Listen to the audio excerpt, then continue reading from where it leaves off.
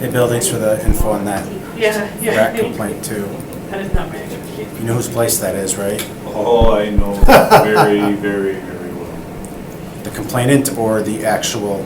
We're recording. Thing over Other there. jobs. Holy Hey, moly. Brian? On the mic. Yeah. That's okay. All right, I didn't say anything that was. No, that's good. I just want to let you know. Just in case you're gonna go there. All right, this is the personnel meeting for the city of Green Bay at just about 4:45. Present is Alder Galvin, Alder Hinkfast, and Alder Johnson. I'll entertain a motion on the agenda. So moved. Second. All those in favor, say aye. Aye. That passes unanimously. I'll entertain a motion on the minutes. So moved. Second? All those in favor, say aye. Aye. Aye. And that passes unanimously. You're so out of sync. Sorry, business. I'm reading at the same time. You guys are gonna ruin my record here. Regular business, item number 1. For consideration with possible action on the request to fill the following positions and all subsequent vacancies resulting from internal transfers. Item A, housing inspector. Can we move to suspend the rules and take Yep. them all at one time? Let's do Second. that. All those in favor say aye. Aye. Aye. All right. I'll entertain a motion. Motion to approve. Second? All those in favor say aye. Aye. Aye. That is unanimously. On item 2, a request to There's a add a few mental things on health my nurse mind. practitioner position to the You did police not stay at department's Holiday Inn table of last night. organization. Chief, I like how he looks innocent over here, like he forgot the vote too. I know, we both. So this item is related to something you saw recently at Finance. We received about a $200,000 grant from the COPS office to establish this position, and this will just be to fill that role and add that position to our organizational chart effective January 1st. that's for 1 year? That should cover the costs for 2 years of that program, I believe. But I think this is It just actually the be a little action to less put it than into that. the org chart. This is to actually hire the person. Chief, one thing I noticed, if I understand this correctly, is that the grant would fund this position entirely the first year, and then we would fund it the second year. Of course, I get the advantages of deferring, that versus splitting it, for example, over 2 years. But does that have any kind of, might be more of a question for Chief Falls or Director Ellenbecker, does that have any kind of impact when you think about levy limits, expenditure restraint, right? Like, any real, does that, like, present any disadvantages to us? Yes. Director Ellenbecker, do you want to address that? Might not be material enough, but I thought I'd ask. You're asking the question about the one additional position in for 2026? Yeah, like deferring the full salary to the second year versus like splitting it, right?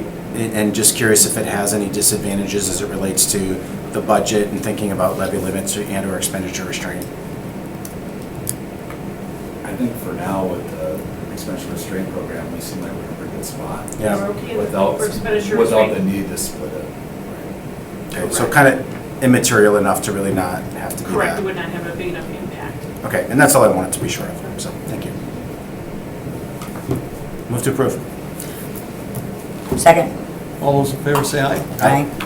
That passes Bad job, unanimously. Wait a minute, we were gonna have a discussion? Were we gonna have a discussion? You just, you want a discussion? We usually ask for discussion. I just had a couple of questions that I think that we should follow up with from an HR perspective. Motion to reconsider. Second. All those in favor? Aye. The one thing that I would ask that we look at is from a health insurance perspective. Do we, we are adding on a position that's going to help with wellness. It's going to help with retention and a lot of other things. So when our stop losses and things are being determined, our work comp premiums are being determined, we have a wellness benefit right now that's offered to everybody. Will this take that place? There's just, because you're going to possibly be able to bring some of those premiums down with something like this in place in the police department. Yeah, I mean, I think the position is dedicated to the police department.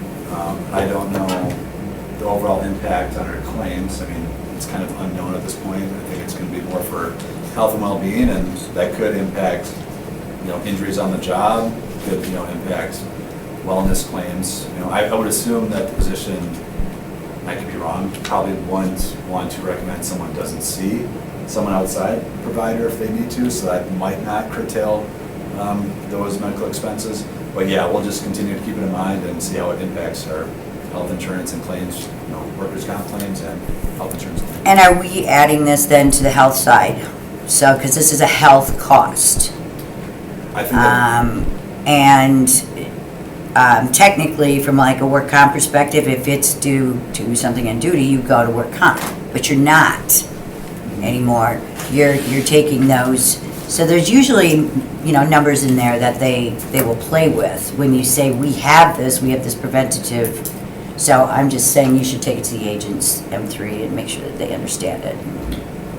looking at different ways to fund it with our health fund or with the workers' comp fund or something? Well, no, I just think it should be put under health, funded as health, but because you have this proactive person you're hiring in the police department, you're reducing costs on work comp, you're reducing other costs from a perspective of your stop-loss insurance, that sort of Gotcha. thing. Yep, I It's understand. something that, it's just a factor that generally is taken into consideration. Yes, so. I understand. Yep. Is that something that the priority-based budgeting would assist with? I don't think with that.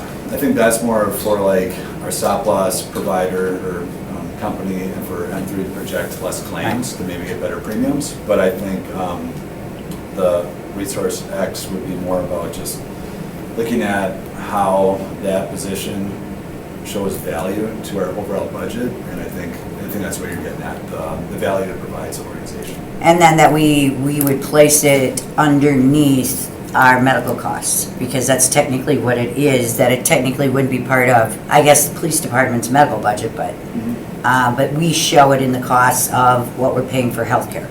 Yeah, so That makes sense. so right now with our healthcare budget, that's typically, we try to have the expenses in there that impact the whole organization because it's shared by all departments.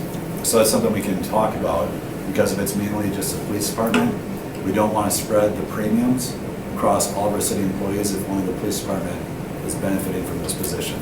So I think since it's grant funded 100% for next year, that's something, those are options we can look at for 2026 and figure out what makes the most sense. Maybe there's. Yeah, because I would think M3 would want to also be able to look at that from a data perspective. Yep, agreed. Director Falls, cannot remember the account. When an officer's injured, where does that money come from? The workers' comp fund, I forgot what number Right. it is, it's 701. And at one point, we did a study that using tasers and that kind of stuff reduced officers' injuries, and thus we funded some of the tasers from that account. Is that something that we could do here, that if we see there's a drop in officers being off duty due to things like this, that we could use some of that savings to offset some of these costs? For a workers' comp fund? Yeah. Yeah, I think so. I think that, Chief Davis can work closely with our risk division to look into that. That'll automatically come down if we reduce it, the factor Right. comes down. Well, but we're self-insured, right? Yeah. I was just gonna say, from a funding perspective, it doesn't matter if we're putting the additional costs in the police department or in what we call 702 fund, they're both levy supported. Right.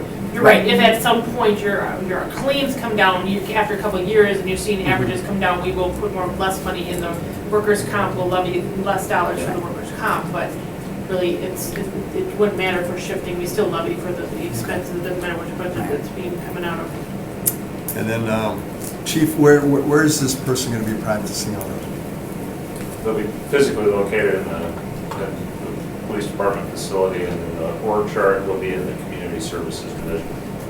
You have a room there? We'll find it. Yeah. All right. And I'm going to say that this is kind of cool to see. And I think the chief would agree that the stigma of officers seeking out help, I think has been a detriment for years. And to see that we've actually improved things, how people look at mental health and the treatment thereof, has gotten to the point where we can justify hiring a full-time practitioner. I don't think that speaks to, there's more problems within the police department, but we're actually probably treating a lot of things that were not being treated before, and it probably could have caused the officer, his family, our community, a lot of problems that now we can avoid. So I think this is neat. This is something that's, I never thought I'd see, and I think it's amazing. I think it's good to see that it's actually coming to fruition, so. It's a proactive approach. Actually, yeah. And, when somebody comes to you and wants to talk to you, you sure have a better attitude walking out. It's So nice to see I think it. it's, I remember when they first Neat started, thing. the practitioners riding with the officers, and everyone was like, but it's neat to see that it's coming, how Yep. far it's come, so it's good to see. All right, did we have a motion? Move to approve. second. All those in favor? Aye. Aye. Aye. Okay, on to item number 3 for consideration with possible action on the 2024 City of Green Bay and City of Green Bay Firefighters Local 141 International Association of Firefighters AFL-CIO 158 Labor Agreement. The committee may convene in closed session. Motion to move to closed session. I'll second that. All those in favor? Kathy's got to Well, read that's the read original. it. The committee may convene in closed session pursuant to 19.85 IE Wisconsin Stats for purposes of deliberating or negotiating public employee contracts for competitive or bargaining reasons. The committee may thereafter convene in open session pursuant to 19.852 Wisconsin Stats to report the results of closed session and consider the balance of the agenda. All those in favor? Aye. Aye. Aye, that passes unanimously. That's my And motion. Bill, didn't I wanna read. don't think, Motion to approve the tentative agreement. We gotta go to, make a motion. to Right, I go know. Back into open session. too. Right, but Exactly what you said, yep. so motion to go back into open session. Second. all in favor? Aye.